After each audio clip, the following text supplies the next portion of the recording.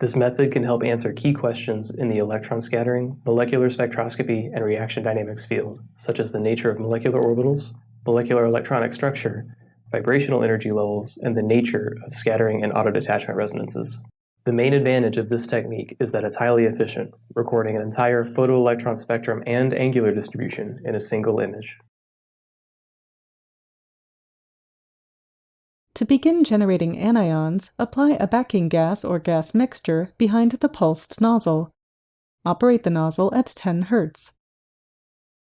Set the nozzle duration on the digital delay generator channel A. Then, trigger the pulsed nozzle driver to inject the gas into discharge.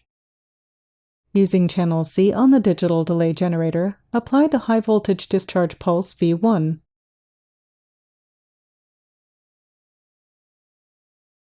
To monitor the anion mass spectrum, first put the instrument into ion mode.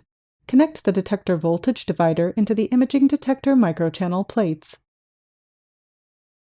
Apply voltage V11 to the detector anode.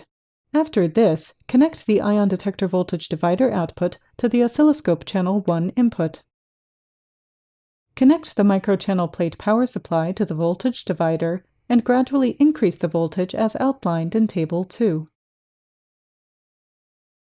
In order to separate the anions by time-of-flight mass spectrometry, set the acceleration stack voltage to V3 as outlined in the text protocol.